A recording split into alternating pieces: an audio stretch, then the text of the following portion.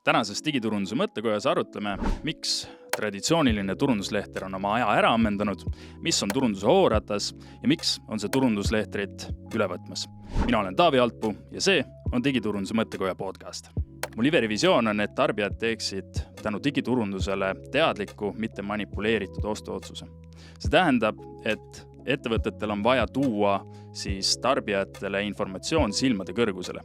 Tarbija peab olema alati sisuloome ja kogu digiturunduse keskpunktis, ehk siis talle on loodud kõik sõnumid, sisu, mis aitab tal siis otsustusprotsessis edasi liikuda ja tema elu lihtsamaks teha. Selline lähenemine aitab ettevõtetel muutuda oma lõpptarbijate seas ihaldusväärseks ja ka arusaadavaks. Just arusaadavuse punkt on täna see, mis tihtipeale jääb ettevõtetel taipamata, ehk nad panevad kogu aeg enda sõnumeid siis digiturunduslikel kanalitel välja ja lõppkokkuvõttes tarbijad ei saa neist aru, sest et need sõnumid on varieeruvad, iga nädal need muutuvad ja mingisugust konstantset arusaadavust selle kohta, mida ettevõte enda kohta välja tahab öelda, ei ole.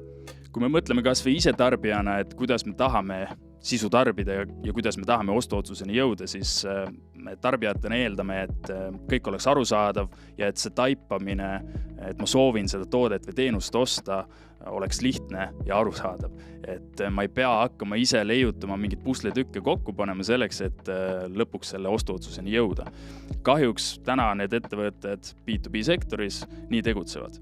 Ehk meie ülesanne digiturundajatena ongi panna kokku selline narratiiv, selline sisuloome protsess, mis aitaks teie sõnumeid võimalikult efektiivselt edastada. Tarbija eeldab, et kogemus taipamiseni oleks tema jaoks tehtud võimalikult mugavaks ja arusaadavaks. See tähendab, et tema soovide ja vajadustega oleks arvestatud. Ehk sõnumid peavad olema sellised, mis aitaksid kliendil reaalselt ka taibata, miks tal seda lahendust vaja on ja kuidas selle lahendusega tema elu paremaks muutub. Siinkohal ma toon välja näiteks Jobs to be done teooria, mille mudeli lahti selgitamisel sa saad paremini aru sellest, millist lõpptulemit klient tegelikult sinu tootest või teenusest soovib. Theodore Levitt on öelnud kunagine Harvardi professor selle kohta nii, et klient ei taha 7 millimeetrist puuri, ta tahab seina 7 millimeetrist auku.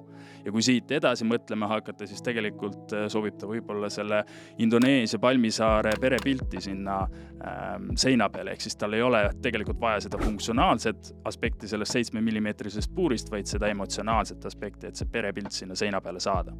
Ja kui ettevõtted suudavad mõista siis lõpptarbija soove ja tema mõtteid, kuidas siis selle lõpptulemuseni jõuda, siis muutub kogu ettevõtte kommunikatsioon oluliselt selgemaks ja arusaadavamaks. Niimoodi turundusele lähenedes muutuvad ettevõtted oluliselt kliendikesksemaks. Ehk siis tähtis ei ole võimalikult suure suuga pasundada turule oma sõnumeid ja öelda, et me oleme kõige paremad, me oleme kõige suuremad, me oleme kõige edukamad, vaid me peame lähenema kommunikatsioonis ikkagi kliendist, lõpptarbijast, kellele me neid lahendusi pakume. Inimesi suunavad tegudele emotsioonid. Ehk kui sa tahad, et ta otsustaks sinu toote või teenuse kasuks, siis sa pead talle näitama ka seda emotsionaalset väärtust. Ei piisa ainult sellest, et sa tood välja funktsionaalseid parameetreid oma toote või teenuse kohta.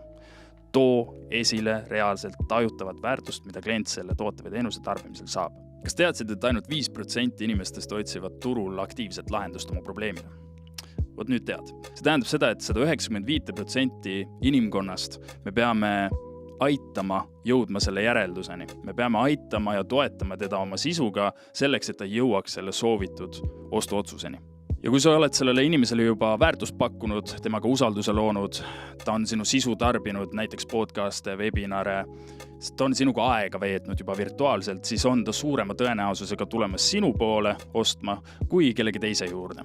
Ka inimeste digikanalite kasutamine on ajaga muutunud. Kui 2010. aastal piisas sul sellest, et sul oli ettevõtte veebileht, sul oli seal kontaktinformatsioon kirjas ja sellest tegelikult piisas, inimesed leidsid sind Google'i otsimootori kaudu üles, siis täna see enam ei päde. Ehk siis meil on vaja inimestele selgitada, millega me tegeleme ja missugust väärtust me pakume.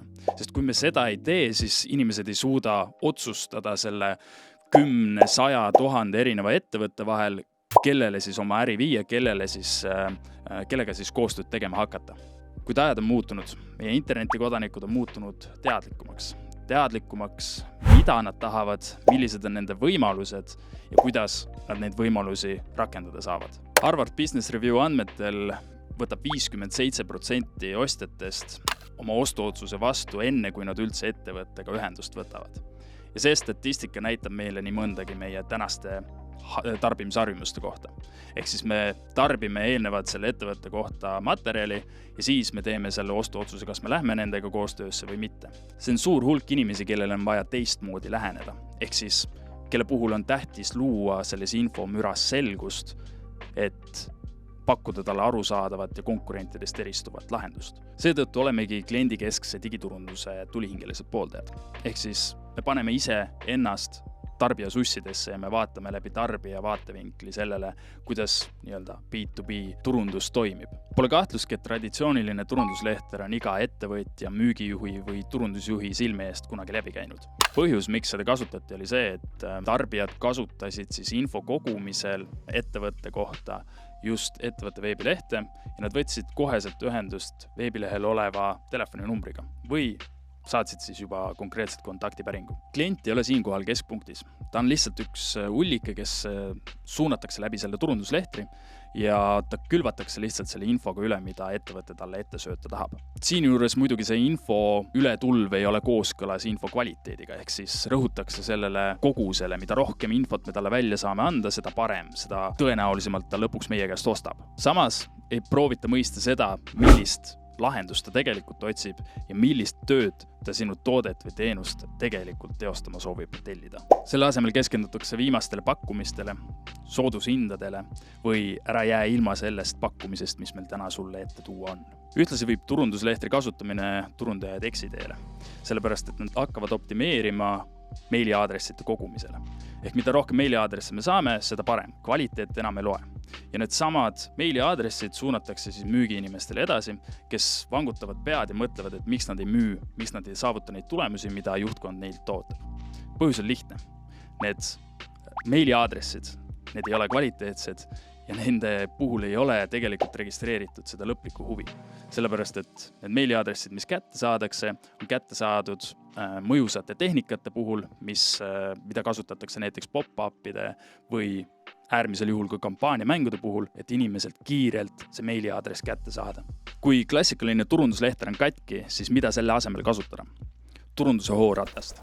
Turunduse hooratas on järjepidev turundussüsteem, mis võtab arvesse klienti ja paigutab ta siis turunduse keskpunkti. Ja kui me turunduse hooratast vaatame, siis turunduse hooratal on 3 erinevat aspekti. Selleks on turundus, müük ja teenindus.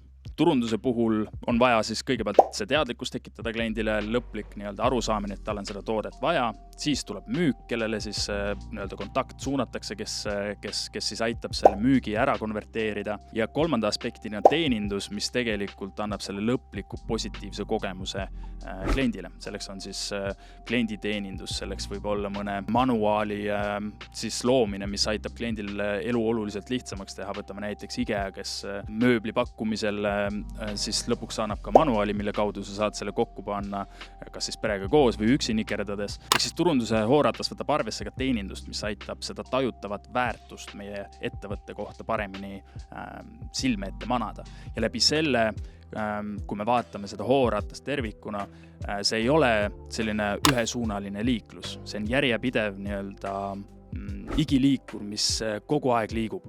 Ehk kliendid, kes meie ettevõtte puhul siis toodet või teenust tarbivad, nad muutuvad meie soovitajateks, nad muutuvad meie lojaalseteks fännideks. Kui neil on positiivne kliendi kogemus, siis miks nad ei peaks seda teiste sama probleemi ees olevate inimestega jagama? Absoluutselt nad teevad seda.